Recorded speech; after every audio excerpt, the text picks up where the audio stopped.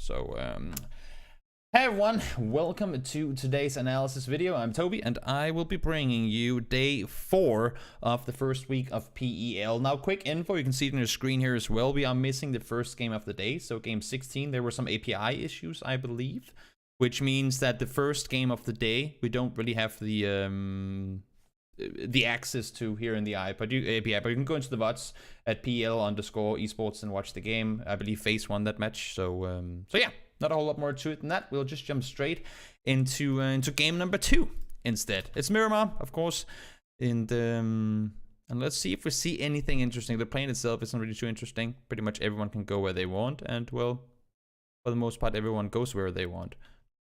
Circle East, we're gonna have yet another military game, of course. We always do. It's amazing. We love them. Not military, what am I trying to say? Island game? Imagine if it had happened, actually. Gone out there once again. But no, I mean, looting-wise, not a whole lot of surprises. Whoops. TSM do their thing. G2, they're going out and splitting El Sahar. Vitality, Minas, Ends doing their wide split. Actually, if Rust and if you're here, I would really love for you to elaborate on the split that you do. Sometimes you have, I believe, is it you or Squeaky who has gone up here a couple of times? Like, you've split it differently with, like, this as your area. But what do you do it dependent on? If you're still here, I would love to know. Like, what determines whether you, like, which buildings you split early on? I would love to know that.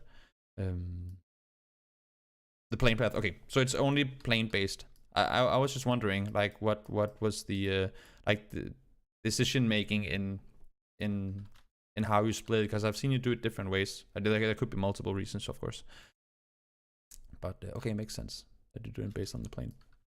Porto taken by Navi. Again, this is probably as basic as we've seen the splits being between all these teams. Not really any surprises to anyone who's been watching any of the other Miramar games, but it is an Eastern Circle, and I guess if we have to talk anything about rotation paths, Los Leones being in the center, that's gonna mean that you cannot really, I mean, you can always do whatever you want, but some things are smart, some things are dumb to do.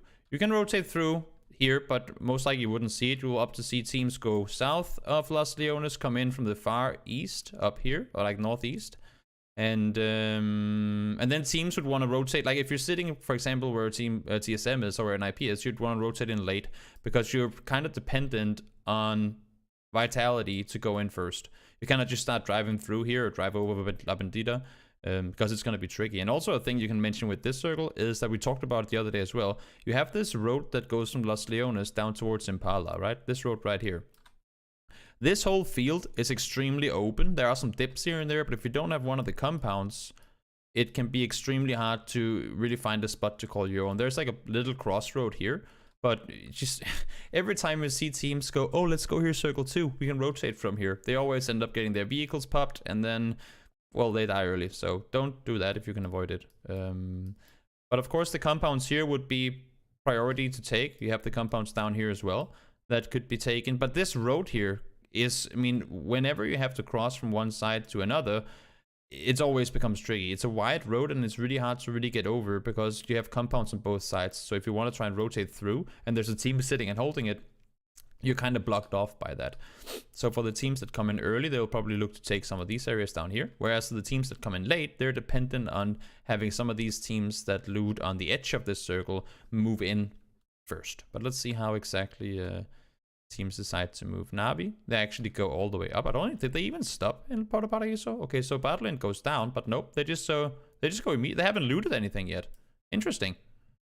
So they split 4-way up here and starts looting now when teams are rotating in. TSM, they go over the northern side to go early. Makes sense. They don't want to run through potential Vitality. They split down on the west side of Impala, sent down 3 guys. Gustav goes down in the rotation. I don't think they were not expecting Navi to be there so early. I don't think they were. I wasn't expecting them to rotate up that early. So that's pretty interesting. TSM 2-way split. Now they're getting pulled up on. I like the commitment here. Okay, so watch this. And Knights have done this so many times. Look at this. They have real stopping here. He's scouting the compound, right? Probably just sees 2 vehicles. Figures this must be an easy one. He stays. Like you can see, he's reparking the buggy reels, but then he jumps out to shoot and lets the other guys crash further forward But look at the reaction time from Team Liquid. They're immediately returning back. James and Samsey, they're just sending it back immediately, and I like it. Yesterday we saw, I believe it was Digital. Was it Digital? Or Jokers? I can't remember. But we talked about a team where they just reacted way too slow. But here you see them pretty much go immediately. I like to see it. Where the who wins this fight, we don't know. But actually, I mean, they hold them off. Extremely well defended by Team Liquid, and great reaction time from James and Sam to just do a 180 and go back up to help. They tried to pull up on the compound, didn't really work the way they wanted it to. Circle goes inland. Of course, we still have Los Leones in play. That's going to be a big thing. And also La Bandita kind of plays the same role. You can play around the edges of La Bandita, but you never really want to sit yourself inside. It can, I mean, it can mess up more than it can really give you an advantage. And again, of course, we have to keep in mind this whole open field is, whoa, wow, what was I drawing there? This whole open field is tricky. There are a lot of interesting areas that I cannot outline on this map. Oh, I saw that too late. Damn it.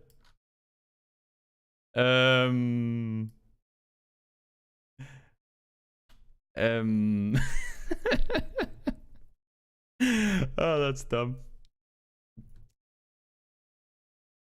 The area looks scary, and I mean, okay, I guess I kind of have to outline it again, but you know what I mean. I mean, look at the area up here, right? We just talked about it, how it's so compound heavy, and if you don't have one, you're pretty much fucked. These areas you can hold, but there are still 1, 2, 3, 4, 5, 6, 7 teams that aren't in. TSM, they were in up here, and they rotated down south to get a better spot, but now they have to fight their way up, and it's going to be the exact same thing for teams to cross over here. ENCE actually has a really smart 2-2 split. It's the same that you see on Erangel with the river. When it comes into play, you want to, if possible, have a split that sits on both sides of the water, just so that you have an easier access point. You have some sort of guaranteed land on the other side. So smart that they have a 2-2 split, and of course they'll like take priority in the center compound now, so they'll rotate up. If Navi are smart, they would have seen this. Oh wait, there's actually a, okay, so X-Magister is sitting here. I don't know where his team is. I guess they died. Ah, okay, so Navi pulls up on them, and they have to back out, and then they get trapped between ENCE and Navi. Okay.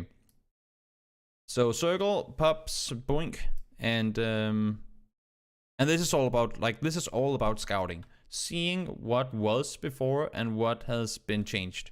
Like, seeing there was a team here, they're moving, good, now we gotta go. You gotta just constantly go with the flow in these circles. If you miss a beat, if you miss, like, if you fall off just for 10 seconds, that could be game over for you. In an area of the map where it's so hard to get into a good spot, if you have just the smallest gap to take it, even if it means pushing another team, you have to go for it. If any team that is on the edge right now has any idea that G2 is like splitting this thin, then they have to push on it. I'm excited to see what, I mean, sure, there are only 3 players make that left for TSM, but if they recognize that G2 is sitting, like, splitting this wide, that could be the call for them to make a push on it. But look at the density now on the west side, right?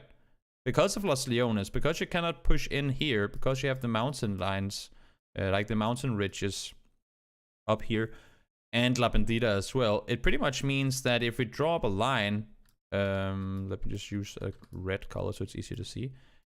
This down here became a no-no area, right? You can't push in through Los Leones. Same thing happening up by La Bandita. It becomes like a big sort of roadblock for you trying to rotate in with vehicles. And IP is splitting on the side of it here. So for all the teams on the west side that want to make their way in, this is pretty much the only entry point, and there are already 2 teams fighting in this area. And if you look at it with the new, like the next circle coming up, everyone is going to be forced in through this area here, and it's just going to cram everything, and it's going to make it practically impossible. All these teams have to fight the teams that are already defending, and it just becomes a cluster. All of a sudden, like, whatever teams wins whatever is going on up here. And if they get to set themselves up on the edge of La Bandita, they're going to be in a great spot here. Great spot. Digital, they're sending it to... Okay, so they're crashing, not crashing Liquid. They're taking the dips down in front. And, well, M19, they're still in the blue. They have to figure out what they want to do. They're trying to go in east with the circle, but that's going to be really, really dangerous. Reel's trying to run over the top by himself. Of course, just trying to stay alive. Faces on the edge. It's just a horrible circle. I mean, you have ENCE, they have a compound. Liquid has a compound. Vitality has a compound. Everyone else, all the remaining 13 teams, are forced miles out in the open and in pretty shitty spots. I like this play. I mean, Digital, they again, scout whatever you see open. You can see they're already ready to rotate as soon as the circle popped. They go into their vehicles, boom. They could always just do the 180 and go back to where they came from, right? But they go into the vehicles to start the rotation. They know there's a dip up here by the Liquid compound where Liquid cannot push out to take them out, because as soon as they leave the broken wall, they'll be visible to all these other teams sitting around here. So they can't push down on them, and other teams can't throw nades or get an angle on them either. So I mean, Digital, they won't be able to do anything from there in this sense of scouting or trying to find anything further, but they have a spot in the circle. They're like 90% guaranteed to be inside the next one, and nobody can shoot them, because whoever tries to go for them will get punished by other teams. So it's one of those kind of just hiding in between everyone, and you can't do damage, you can't do anything, but you live to see another circle, most likely with all your players alive. So pretty smart jump by Digital. Not something I've actually seen from them a whole lot. They've, not that I would give them any beef, but they have been, I think one of the places they've struggled is losing players early on rotations. So for them to call a play like this, it's extremely smart, gotta say. M19 got fucked by blue. Not all, they could do 3 teams. As I said, this is the bottleneck you have to get in, and if you don't want to commit over the top, then, well, you're pretty much fucked down here, to be honest. So, Windstrike tried to push in. Jokers actually hold them off. That's pretty impressive. They hold off NIP as well. Vitality and Red Diamond start fighting on the south compound. Best of luck. I think he's... Yeah, they just got kind of crammed in between them. That's a 4-way fight going on in there. ENCE is on the edge. Are they going to leave, or are they just going to split out to take more control? Seems like they're just widening out. And this is when Digital, they can start making plays, right? From their position. Now the entire east is cut off by the circle. So everyone that was sitting down here on the edge that could be looking over towards them, they now have to make a move. You see G2, they're going up north. And this is where they can jump out and say, hey, by the way, we're 4 guys alive still. Now is when we can start being aggressive. Even if you don't have the spot to maybe do a whole lot from, you can still try and see if you can make some plays. Everyone's fucked. Now ENCE has to leave, but they have, like, as long as ENCE, they can double, triple, quadruple clear their backside, like make sure nobody snuck into the compound, then they should be able. They have the hay bale stacks here. I think there's a little dip over here as well they can play from. And widen out. Don't, like, lock everyone down on the same haystack. And they have, like, a roll or hillside here or something that makes it easier for them to play from behind. Like, there's a downhill something towards them. Circle goes out of Liquid's compound. It's going to be hard for them to leave now, because, again, they had the advantage of sitting above everyone else, so they didn't really have to fight anything. But now they have to push down that exact same hill. That's gonna fuck them over. They have to push aside. They do. Beautiful Death trying to hold them off by himself. Not going to be easy. Navi is trying to third party on it. Makes perfect sense. They want to go up and sort of hold them off. So they take the dip, or like the downhill position that Digital were in just before. ENCE, they're just you. I mean, ENCE is so thankful that Navi is pushing them. They've got to be. The fact that Navi pushes up allows for Squeaky to just, you can see as soon as they go, boom.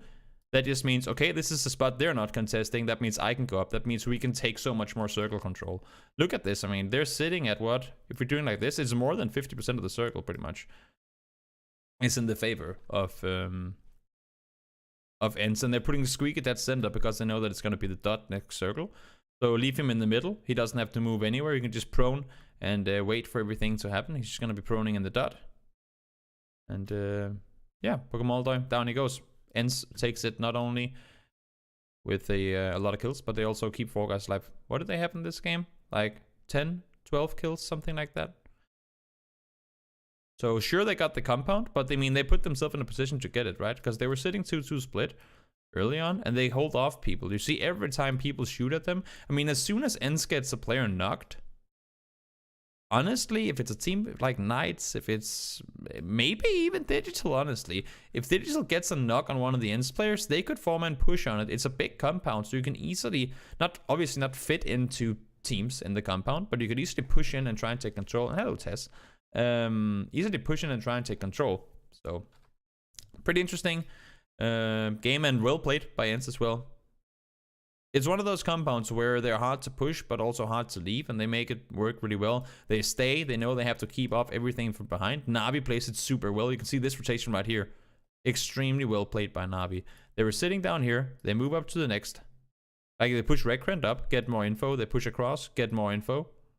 And then when they're up here, they realize we cannot sit down here, because in the end we will just get pinned down by Ents. We have to leave. And then they just scout it perfectly. They hear the fight going on with Red Diamonds and Vitality.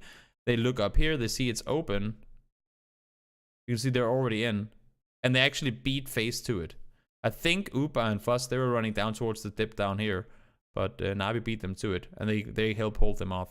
So extremely well played by Navi in this game as well.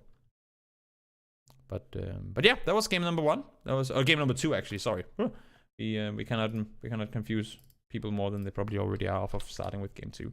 But that was game number 2, and yeah, now we'll jump into the next one. If you guys have any questions, please do fire away. We know that there are some of the OG, some of the legends in the chat as well. So if you have questions, you can probably ask them too. Well, plain west. Easy peasy, straightforward, circle, as center as can be. Not a whole lot to it, really. I mean, it's pretty basic in the aspect that there's plenty of rotation opportunities.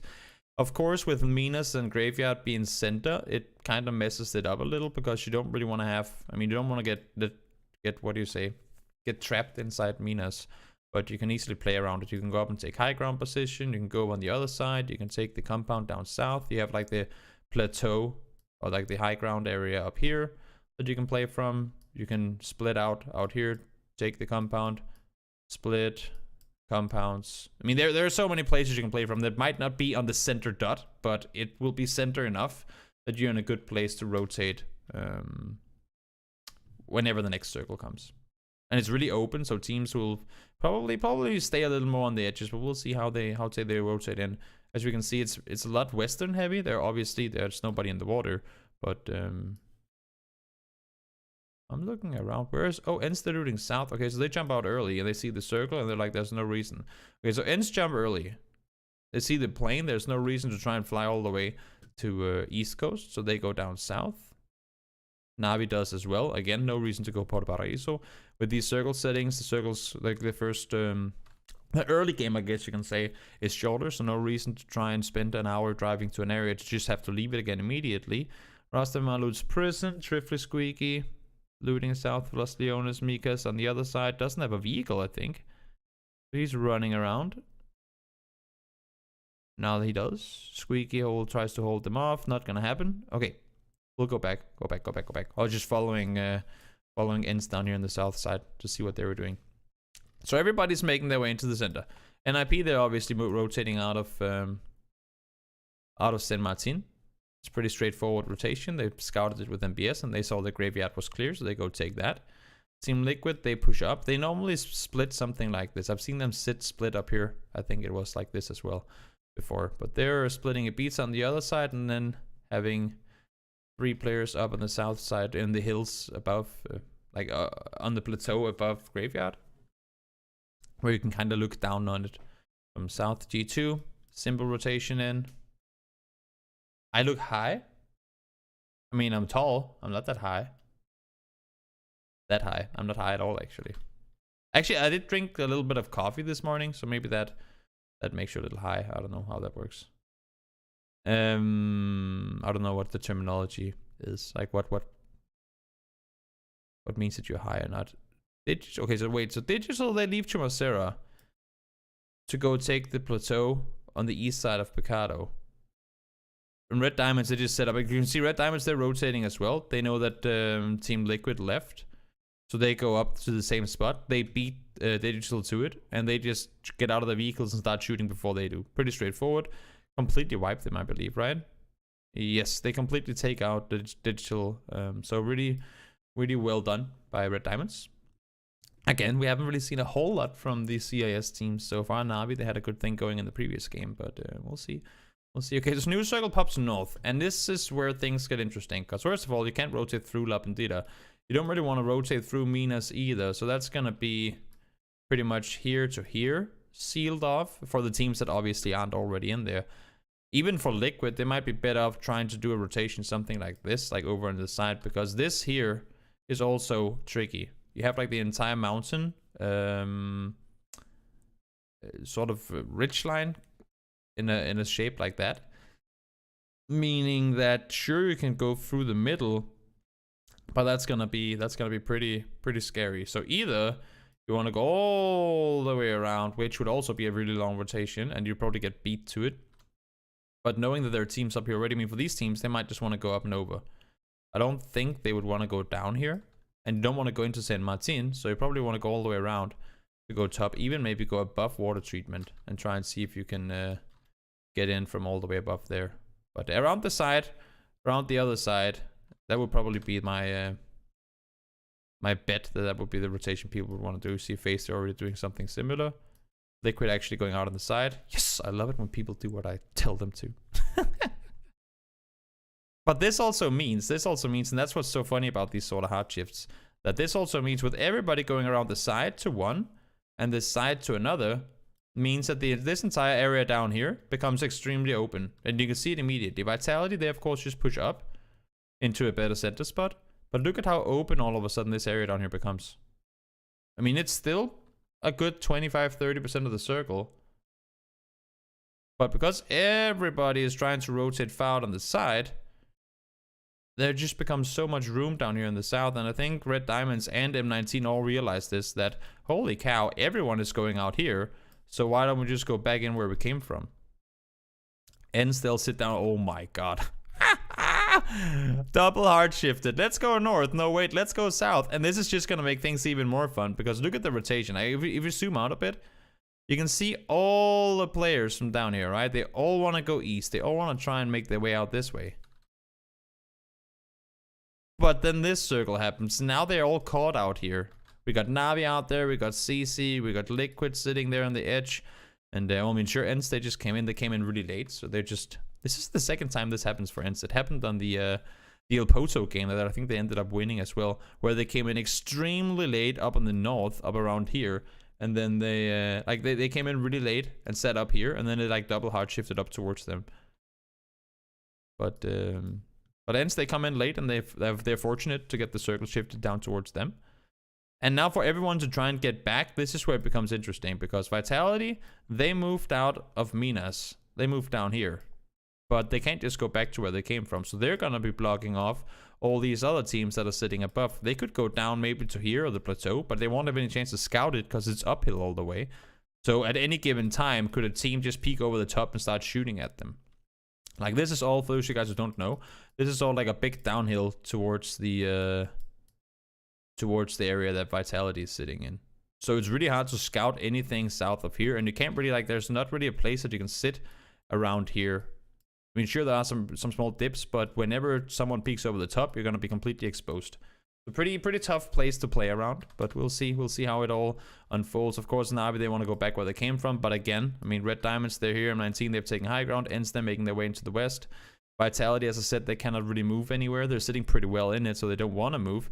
But for everyone else, because you have an area, pretty much this entire area, not being unplayable, but at least now, when you have teams that has the high ground advantage and you can scout it probably, this entire area is pretty much a no-go. And you can see it here as well. There's nobody that really dares to go in there. And it's such a big portion of the center area of the circle, so that should the next circle hard shift anywhere, it just becomes really, really tricky to play around. Well, let's see where it goes. What the actual swear word is up with these hard shifts? Holy... Wow. I guess if you're Vitality, you're happy, because you've been on the edge of circles like 4 times in a row now. So circle hard shifts north again, and we just talked about this area being absolute crap, and it still is. The only, I guess you can say, advantage to it now is that this area won't be in play, and you can't sit that high up in the high ground position where M19 is, so you won't be that easily spotted when you're up here, but it's still not exactly the most optimal area to play around. So now we're hitting the point at which you just have to take fights. I mean, You cannot go into the circle, hard shifted the way that it did, and not expect to take fights. We have a huge open field over on this side as well. It's just horrible to play around here.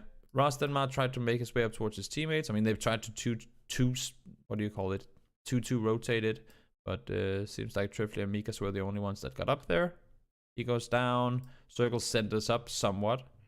And again, rough area to play around. Windstrike, they have the center compound. There's like a little hill that goes around it on both sides.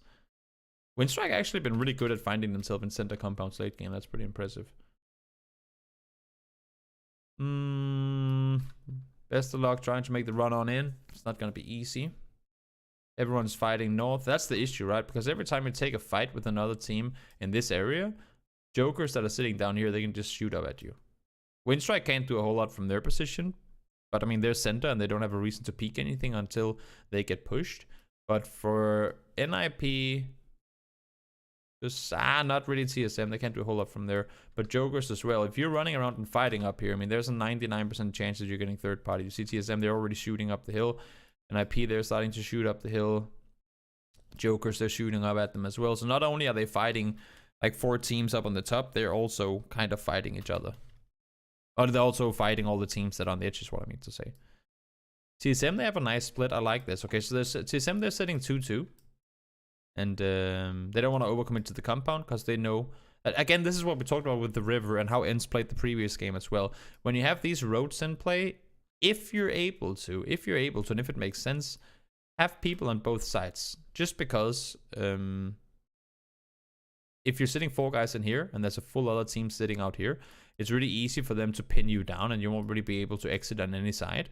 But if you have some sort of control, like some sort of land to call your own on the other side, then at least you can do something to apply like suppressive fire out while they're running across. So they can throw some smokes to help while they're running over. There's so much more you can do if you take control on the other side. So well positioned by TSM. You see Wookie and Michael, they're setting up to take control out here to prevent anyone. Like first of all, they're scouting further forward. They're looking for potential third-party opportunities.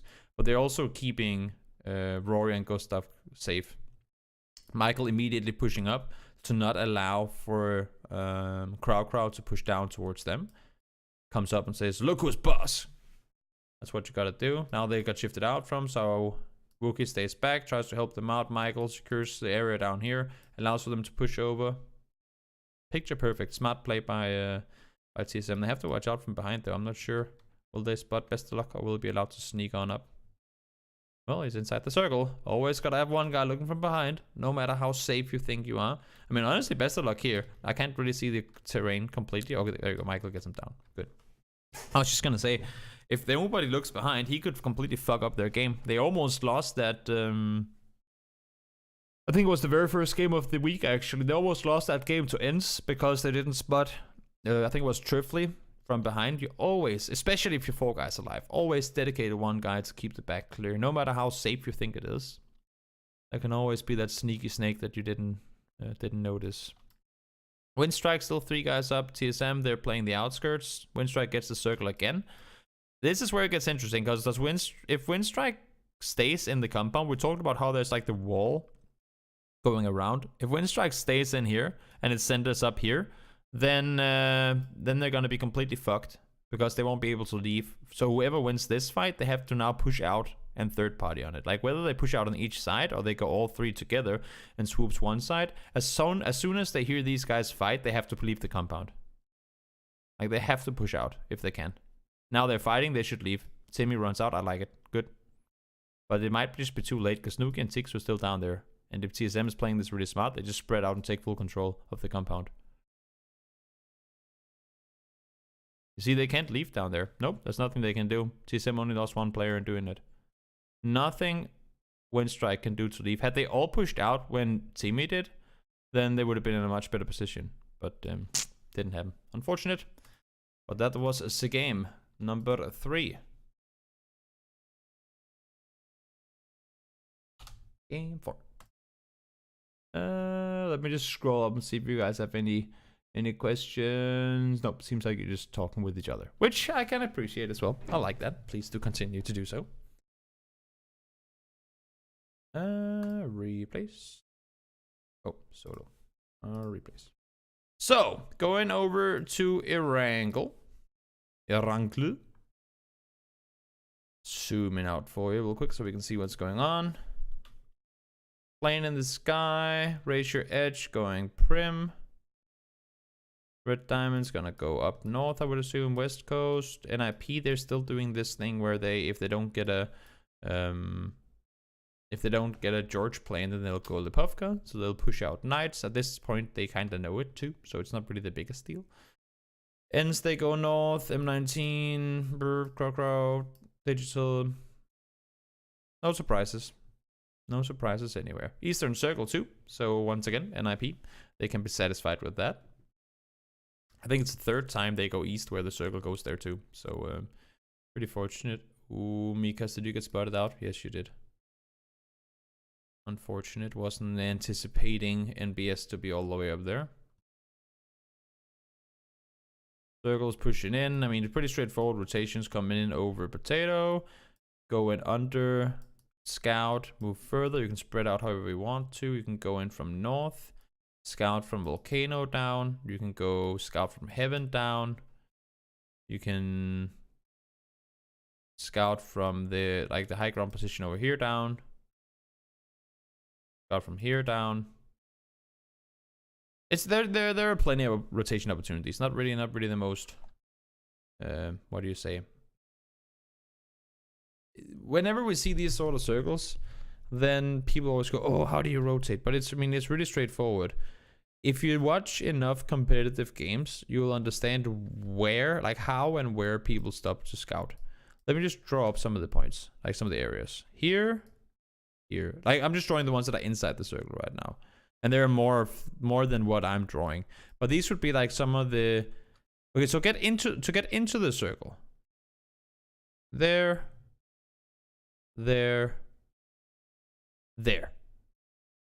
Then you look one step further forward. And then you go to here. Wait. Here.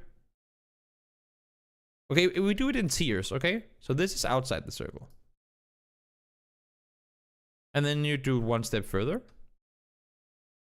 You could probably say that you would stop down here first, but let's just go potato, here, and here. And then if you want to go really deep in, you go here, and you can potentially go up here. And yeah, that's pretty much it. So where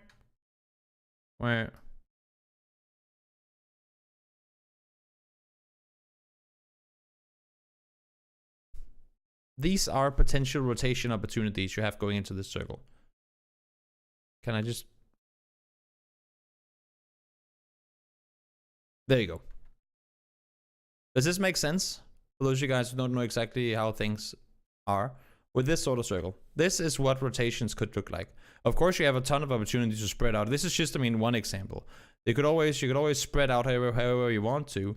But this is if you only see your own team and you have to figure how what are our entry points to this circle. Also, we can draw up one more. It's down here. So you would stop. Maybe you stop here. You'd go down here, and from there you can go pretty much anywhere you want south, really. But that's another entry point to the circle, right? I don't know if this makes any sense to you guys to see, but it's pretty just to sort of the jumping from one spot to another and going forward. That's one way you can do it. Yeah, I hope it makes sense. So let's see how they decide to do it. Go forward, scout in. Go up, scout, move forward. Go up, scout, move forward. Go up, scout, move forward. Just as we drew it up. Of course, a lot of teams will be making their way up towards... This is also where when you play X amount of games on the same client, on the same patch, you tend to, at least you want to see patterns. I don't know, some people say that there are. I'm getting more and more persuaded that there is something to it, but but you see teams already in circle 1 here starting to position themselves in areas where like, oh, the game has ended here with this first circle like 6 times in the last month, so we should go here. So I think that's why you see a lot of the teams going up towards lumber mill, because a lot of circles has gone up in that area. Also, it's kind of the easier get to point that's somewhat in the circle early on. Hey, raise your edge, they're not going military. Good job, boys. Now red diamond signs dead, but the reason I'm saying this is because raise your edge, they've gone like this. Whoops. They've gone like this so many times, which makes sense, but they did it like 3 games in a row, or like 3 of these east circles in a row, and in the end now we just said, boys, it's enough, we shall block this, and they set themselves up here to take them out. So good to see them do some variations on their rotations. Next circle goes even further out, and well, you can see how many teams are already in here. There are patterns, let's not deny that. Yeah, well, I mean, yeah, there probably are, but those patterns are also broken every now and again. So do you really want to trust them? Or do you just want to trust your instincts and your scouting? Red diamonds, smart rotation, save over the south side.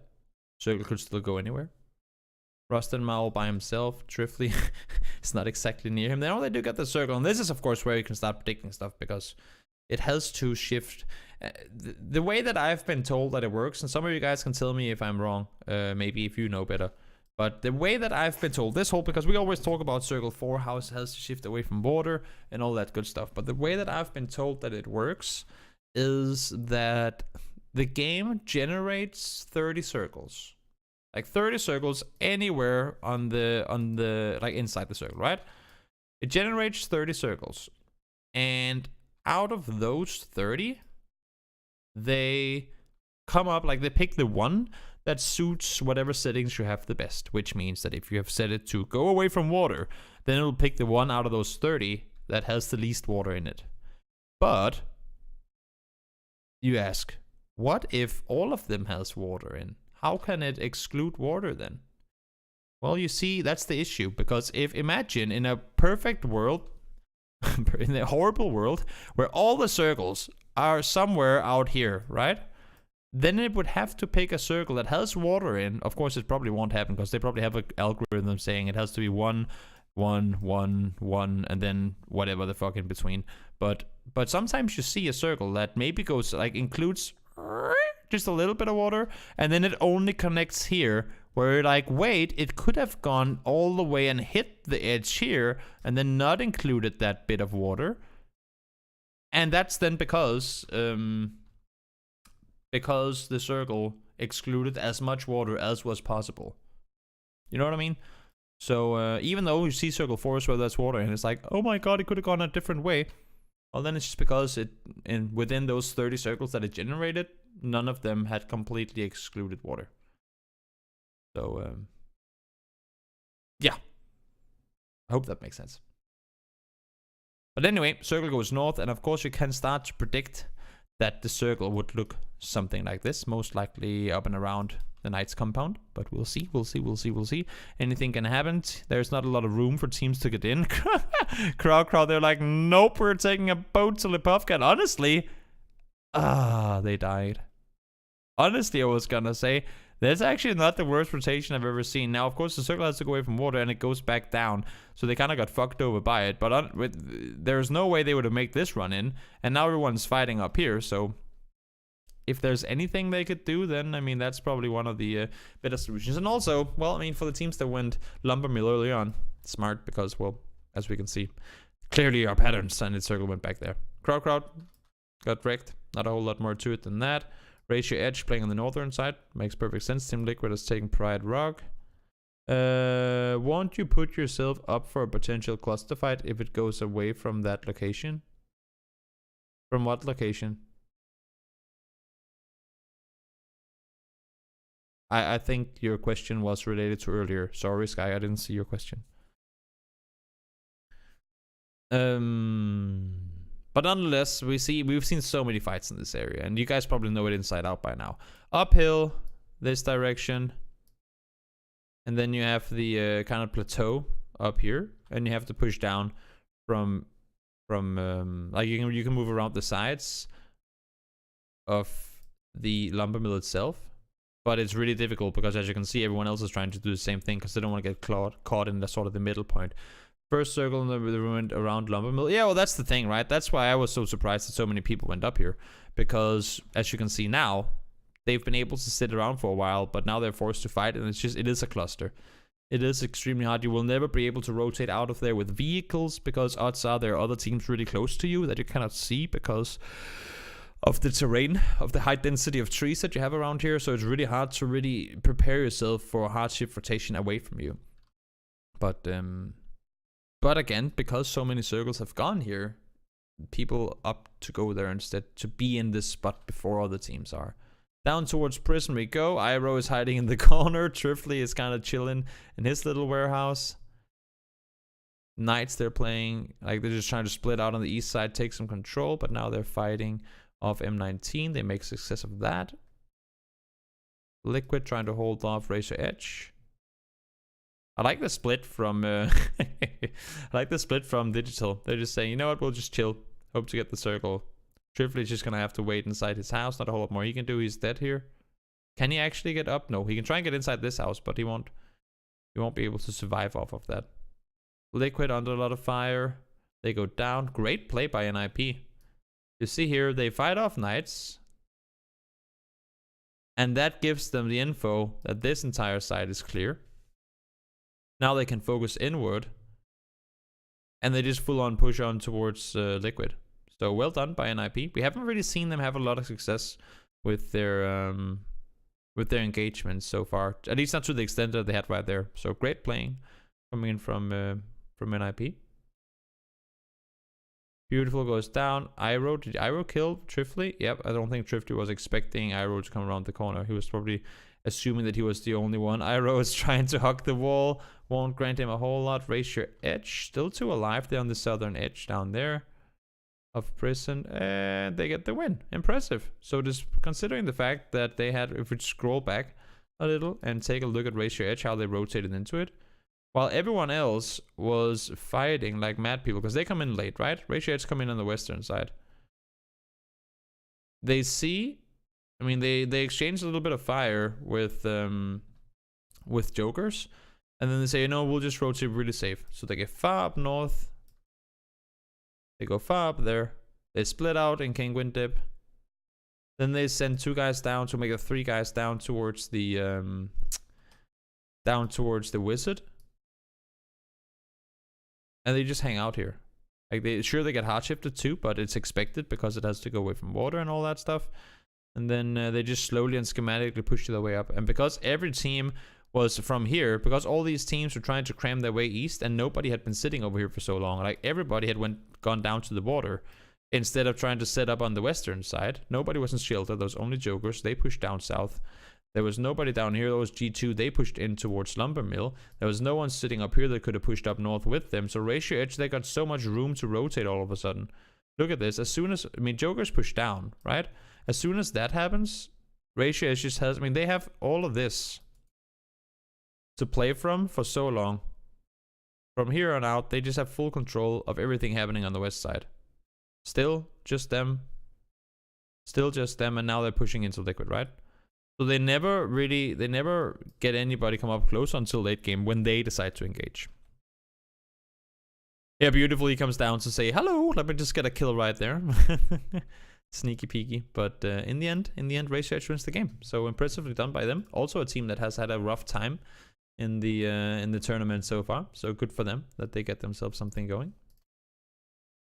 Let's see here.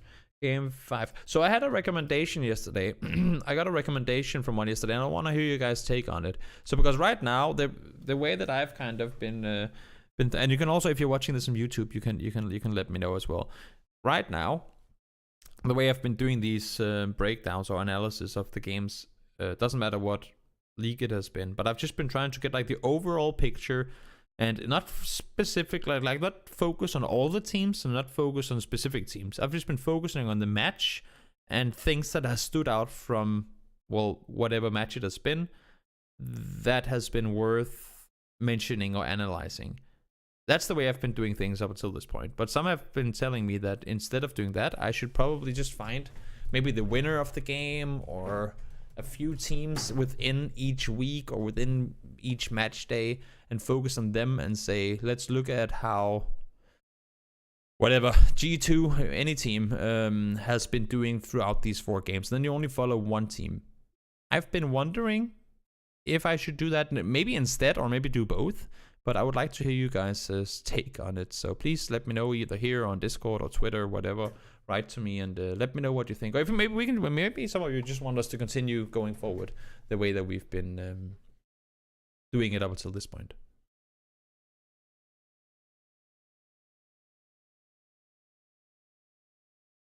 Doing at least one day where you focus on winning team. Yeah, exactly. That's the thing, right? Because they are only playing 4 days a week. So it is possible, and I'm not casting anything, I think, before PEL is over anyway. I mean, there's nothing that's gonna interfere at least. So I could technically do both. It's just about figuring out how to get it all done. But nonetheless, let's take the last game and then we can have a little chat about that afterwards. Surprises? None. Just looking around. Any surprises? Any surprises? No. It seems to me like with the whole Navi Liquid thing being over and done, and NIP finding themselves an eastern side to go to as well when they don't get the western circles, seems to me like the group has kind of settled, if you know what I mean. But centered up eastern circle, not a whole lot of talking points. Again, same rotation paths as we talked before. That's a rotation. Going through here. Going through here. That's a rotation. That's a rotation. Do I need to draw these up? Do these help you? The fact that I draw these up for you guys, does that help you at all? When we do these things? I hope it makes sense the way that I draw them up. Every circle I make is like a stopping point, like where you can stop and look further forward. This is mainly for those of you guys who don't, maybe who aren't really familiar with how teams tend to do it in a competitive scene. But if you want more of those things as well, I would like to, maybe not circle 1, because here, I mean, there's so many different entry points to the circle. But when we get to maybe circle 2, circle 3, it could be kind of fun to stop and see, okay, so if we follow this team, what do they have of rotation opportunities coming out from there? Rickman is swimming over, okay? Or maybe there's a crate. What the heck? Didn't they just drive in the water before? And now they're on land. API, hello. Interesting. Circle is pretty centered up. Sure, you have the field around or south of Yesnaya. That's pretty open. You have the field up here as well. Not a whole lot to play from. Circle now east. And this is where it gets interesting, right? And I keep saying this. This is where it gets interesting. But it is, because already in circle 2, you're down to... Let's just draw this up real quick. Huge open field with only a few areas to play from. Huge open field with only a few areas to play from, because you don't want to commit yourself to sitting in one wizard this early on, right? So you have there. I'm sure you can sit king queen dip, but doing it in circle 2 is kind of scary as well. So if we draw this up, that's a field. This is a field.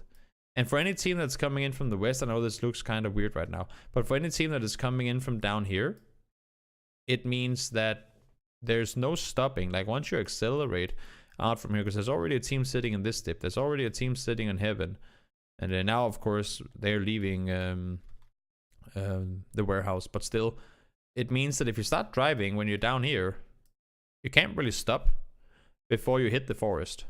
It's a pretty long rotation to have to make this early on in the game, but there is no other place to take until you hit that. So because we're so far out in the open and there's so little available already, because it's so far out in the open, it's really it makes things really both interesting but also extremely difficult. Would rotation north of Yasnaya, hugging the mountainside towards the east, be good in this circle? Yeah, for sure, for sure. For sure it would. I mean, if you're red diamonds and you don't want to, let's just see if the circle pops. Raise your edges up here as well. You got Windstrike up here as well. Okay, so this circle pops, right? What would you rather do? Let's put it this way. If you're red diamonds, what would you rather do? Rotate over a bridge? Sure, if you've had best of luck down here, he's been scouting this compound to make sure that nobody's shooting, right? Would you go over here? Would you go over here? Like, there's a potential chance that a team could be sitting here. There's a chance that a team could be sitting here. That could fuck up your rotations, right? Or just go like this. Even if there's a team waiting for you up here, you can still just divert even higher up into the hillside. Or you stop and take the fight with them. So you just rotate together. It's the... like either go north like this, or you could honestly, you could even, if you're really not scared, but if you know you're going to be late to it, like if you raise your edge... Potentially, Windstrike could do that too if you're one of those two teams. You could either, like, even go all the way north, like that. That you could do too, without the without any big fears. So you could easily like go up here and scout further down to see what you can go. And then you can go from here further around and even further around to the east side as well. And by the time that you get up here, it'd probably be like timed with the new circle popping anyway. You see Windstrike? They're going all the way up. You could easily do that. Best of luck, he went down here to scout. He saw the compound was open. They can now swoop underneath. That makes good sense. And Windstrike, they went over the top. Now they can stop here to scout. And then they're probably going to be staying here. Maybe send them a little further forward. Yep, go down to the next plateau. Scout so that as soon as the new circle pops, like right now, they're sitting and looking in all directions, right? To figure out where do we go with the next circle. What is open right now? What can we scout from? Is this open? What can we see? Where can we go? They're already starting to drive before the circle pops. Boom. Now they have a new place to go. Scout forward. Boom. Now you have a new place to go. That's how you play it. That's exactly how you do it. Really, actually a really smart rotation from Windstrike there. Glad I caught that. Really smart rotation from Windstrike. That's exactly how you want to do it. Look at the way they're driving too. They send Timmy down. He takes control here. And then off of that, he continues further forward because they probably saw that NIP left and went this direction. So he goes down, and as soon as Timmy has this, because he knows it's a priority place, it's more center than what they have, they downsize this and take priority in the compound that Timmy's in, and they send both Tixu and Noogie down because they know nobody at this point is going to be pushing up to Yorski, right? So they sent them all down, but now they know that this is clear as well should they want to go back. So really smart rotation from Windstrike there. Face, they get screwed over. Three guys push into Braxco and Chris, and they just say, kaboom. You ain't coming in here, boys. With a little help from NIP and from the other G2 players, of course. Look at the reaction. Immediate reaction from G2 as well. TSM, they know. I mean, they just saw in the kill feed that that Braxco and Chris were fighting face, and they could hear all the shots fired. So they know that there are G2 players over here. And they see vehicles here too, and they probably figure, well, this is a G2 split. And they push on it. And look at this, immediately, they're driving. Look at the reaction. As soon as these vehicles start moving, Braxco is already on his bike. One goes down.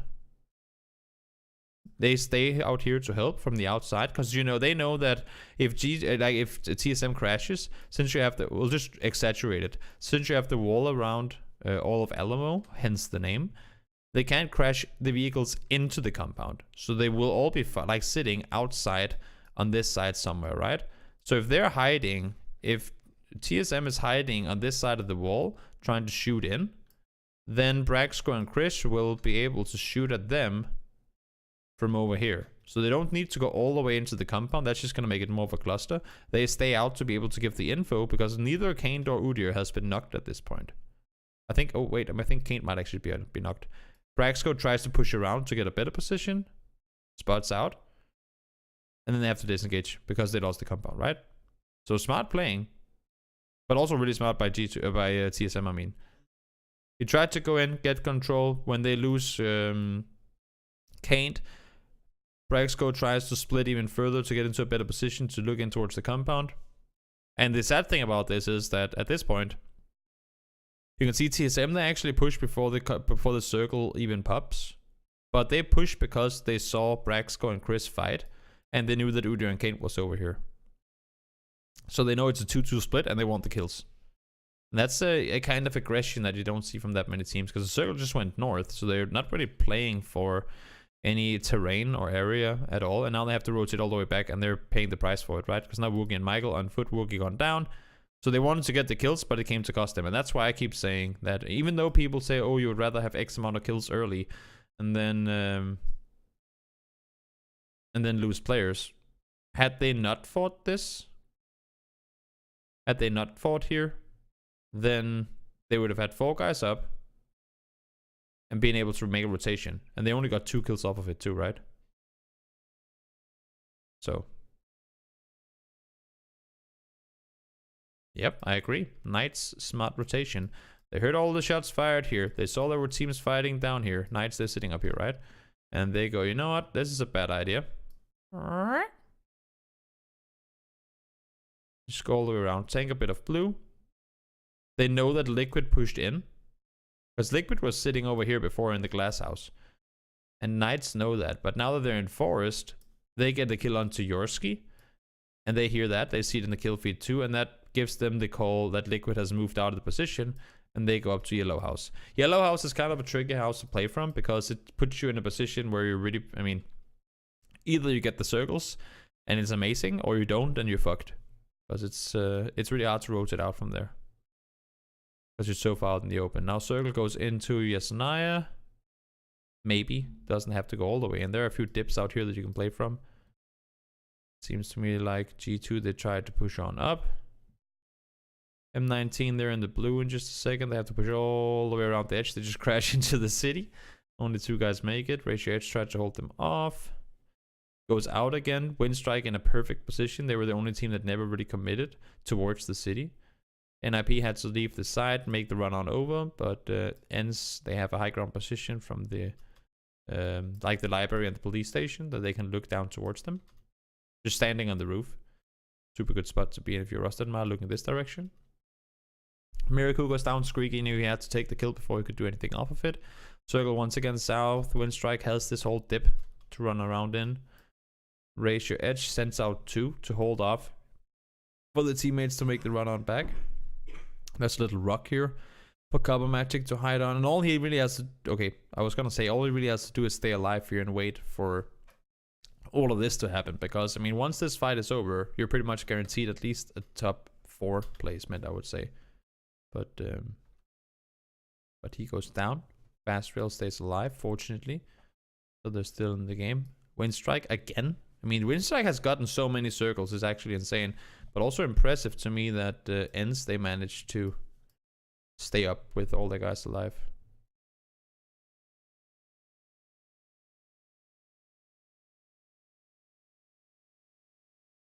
Pretty impressive by Ends. I mean, they're one of those teams as well to me that they don't fight early. But, I mean, once they're 4 guys up late game, they'll just fuck you over. And there's so many of those type of teams in the Pro League lobby, which is just making things so much more interesting. Braxco goes down. 4v3 now in favor of Ends. They have to push over the hills. A hill, though, to take down Windstrike. And the winner is Ends. Don't lose a single player. It's picture perfect. They played so well. So that's also it's pretty good for them to get a win both on Erangel and Miramar on the same day. That must be a big confidence boost go into the end of week 1. But impressively well played by Ends. It's always, I mean, that's the gut place to sit. How early did they sit up here? Let's go back and see. So Ends, they came in from the north, right? They're looting. They're split looting north. They lost. Did they lose? Oh no, Mikas is far up north. Wait, what the? Who was fighting down there then? Okay, nobody was. It was just a visual bug. Okay, so Mikas is far up north. That's what makes more sense to me. They're sending 2 guys down to the library and keeping Rust and Man Mikas up here. And then as the circle comes down, they take control of the police station as well. And then they are fortunate to get circles up in that direction and stay there. But I mean, they were contested plenty of times in all of that. See Squeaky going out to take out Miraku there as well. Just really well played overall by Ents. But guys, that was the entire 4th day. Again, we didn't get to see the first game of the day because of API issues. But yeah, that was the 4th day. I hope you liked it. And well, I mean, I'll be doing them all for week 2 as well. So do make sure to come watch